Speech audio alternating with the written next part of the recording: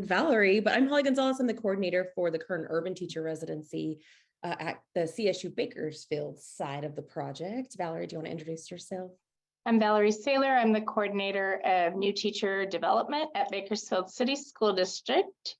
And just to note, we also have two of our residency program specialists on the Zoom today. Yes, the beautiful Emily Kramer, who does an amazing job for Hey there. sure. Hey. Good morning, everyone. Yes, and Casey's here with us, and she is part of our new Esther B. SPED program. I say we, but it's really a different track than the residents we're about to hear about. Good morning. Obviously, we're located in Bakersfield.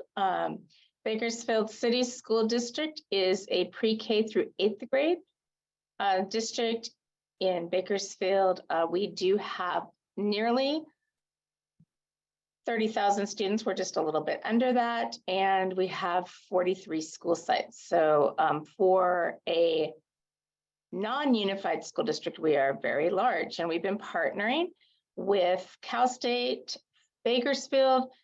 We're in our 7th cohort of teacher residents for the Kern Urban Teacher Residency. So we've been going for a little while. Wonderful. And we've talked about the characteristics that we're grounding this presentation in, so we can zoom forward and move on in. The first thing that I wanted to chat about was sort of what data is collected? What does it look like, sound like? How do we decide?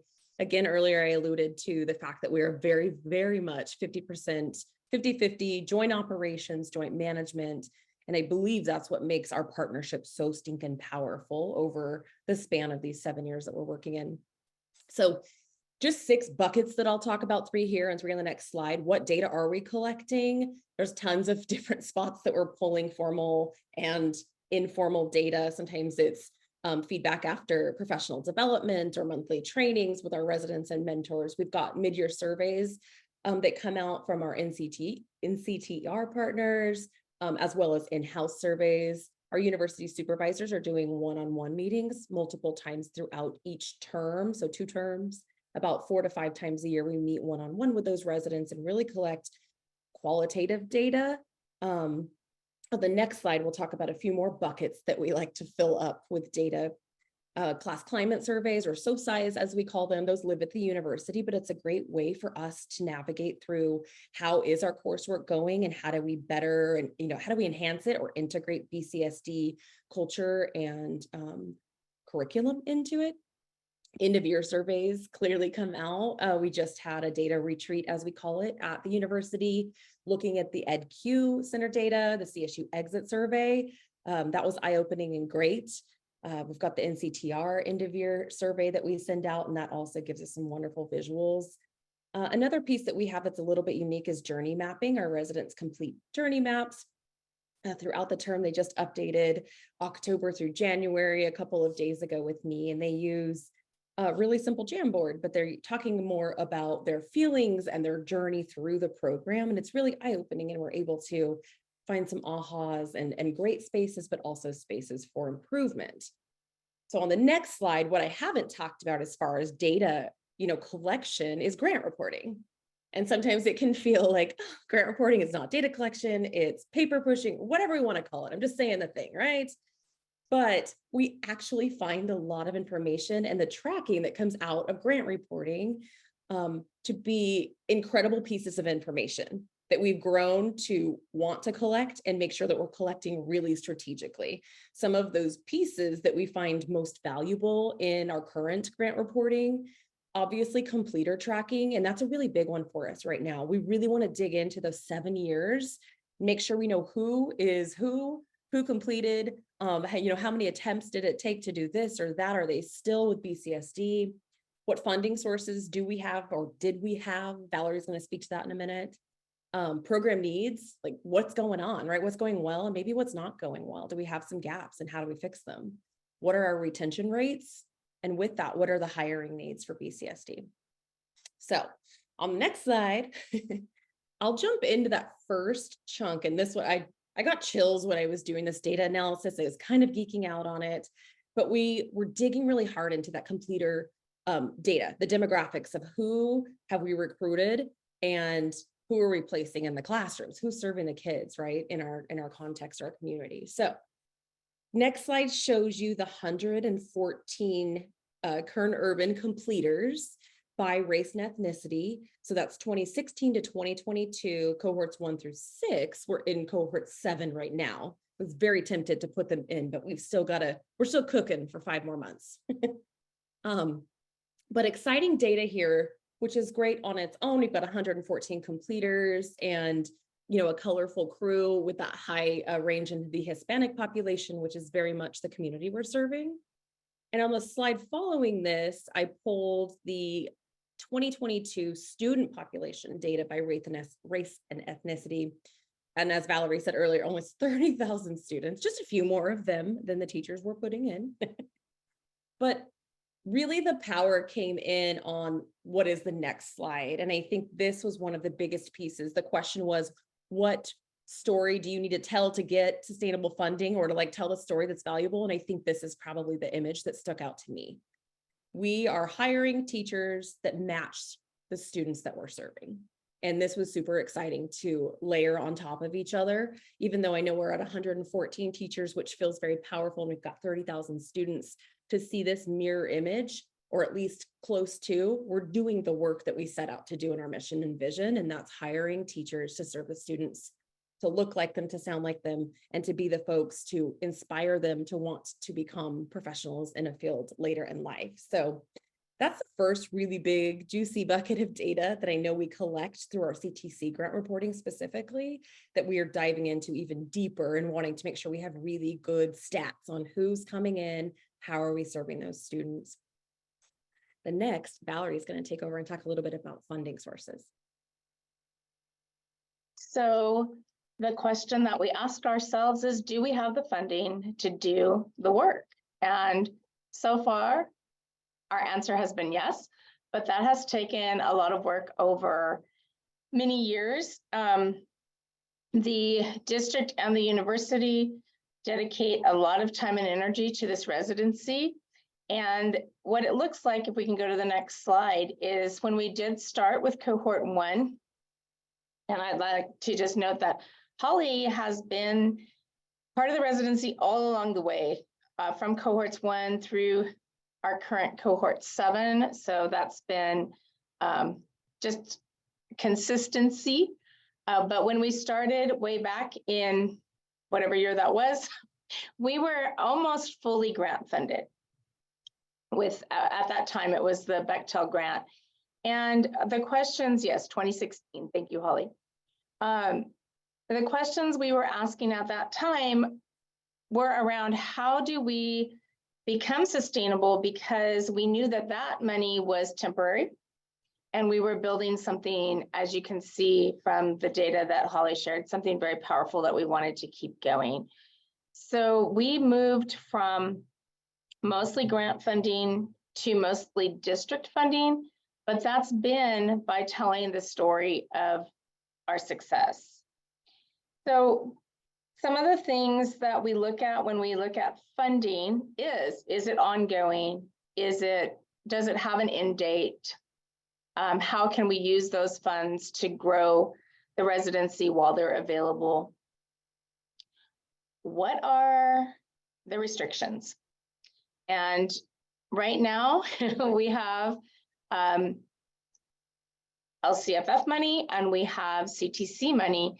And we all know that both of those pots of money are restricted in a lot of ways. So those are questions we have to ask ourselves. Back in the beginning, when it was fully grant funded, there were some more creative ways that we could do some things because there weren't as many restrictions. So that's something we're constantly thinking about. And then how do we track how we have spent the funds and where we may need more funding, where we may be able to move funding around? And what we have just recently started, which has been coming out of our own experience, is up until recently, everything was kind of tracked through fiscal, and then we'd get reports and we'd review them in our leadership and partnership meetings. But we've decided that that is too much of a time gap.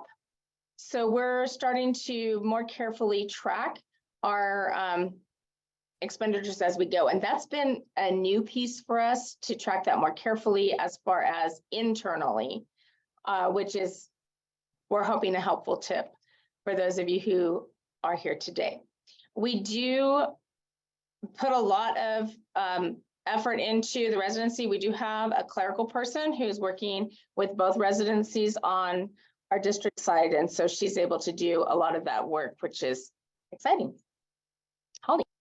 Awesome. Okay, the third little bucket here that we're talking about, grant reporting or just data gathering and what it shows us and what story we can tell, is that program needs analysis. And sometimes barriers pop up. What barriers are holding residents back from completing program, or maybe entering program, or just moving through the program? We do find a lot of information here through our journey mapping. But on the next slide, I think one layer I do want to speak to specifically is the exam passage piece. I don't know that it's something I'd really deeply thought about tracking until we started doing some grant reporting, right? And really like fine tuning how many attempts did it take to do this or that.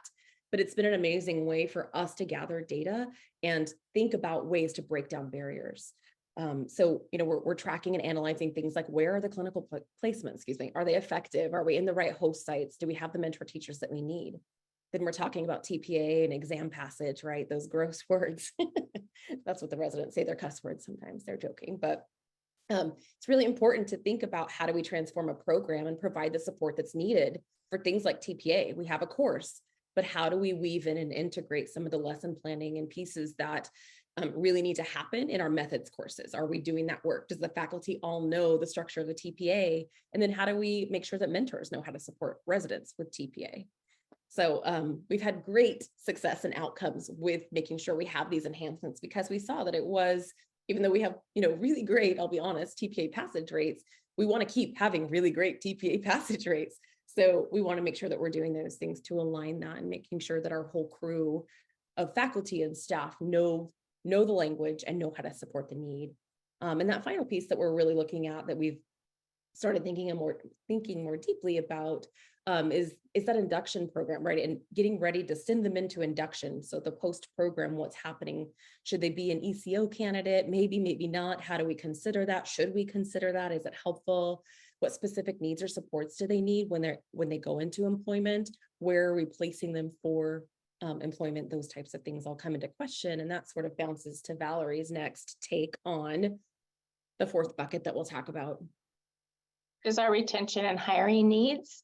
So not only do we need to track all this information, the data to share our story while they're in the residency, but obviously the whole goal of the residency is for our teachers to be successful in their career with the district. So questions we ask are, what, like Holly just said, what supports do they need after exiting, and what do our retention rates look like? And here they are. So when we first pulled this data, I'll be honest, we were a little disappointed with the 5-year. We wanted a little higher number there, but this is our situation. And that's why we're looking at various ways to continue support. But then when we pulled back from it a little bit, we realized that for our 5-year retention data, that only includes cohorts 1 and 2. And that's when we were just getting the residency up and running, and all the lessons that we have today, we didn't know yet. So we think that maybe it's better than our initial reaction, but we do have teachers staying. And we also see that many of those teachers now from the early cohorts are mentors in the residency. They are teacher leaders. They are leading professional learning communities. They're doing all sorts of very impactful work all across the district. And we have schools that have literally transformed because of cohorts of former residents teaching there together and having that impact. So we have numbers, and we also have stories behind those numbers. So just key takeaways to wrap it up and help summarize sort of what could you take away from this? Hopefully you already did. But number one is combine and compare data, like lots of it, right? Gather all the data. Think about maybe a unique thing like a journey map system that you could put into place. and then collaborate and analyze often. We do that in our bi-weekly meetings that we have. It looks very informal. It's really just a discussion about things that are happening. The second, Valerie talked about tracking that spending in real time, something new that we're doing, but it's incredibly helpful because we want to make sure that we are spending the money that we have and doing it effectively. The third bullet point, use multiple data points to identify barriers, right? There's so much to celebrate and start there, but also what barriers can we break down for our residents so that they are completing program and serving the students? And then 4, dig deeper. What's causing that data trend? I think that's a really big piece that we're digging into with retention data specifically. We really want to stop our team in the future, near future, and think about who has left. Is it barriers? I'll be honest, I think a lot of it was testing and exam barriers, and folks were not able to, complete what they were doing in that point of time, but we've grown and learned a lot. So keep digging. Other than that, that's the end of our little presentation. I know we went a little bit over, but thank you for letting us tell our story through data.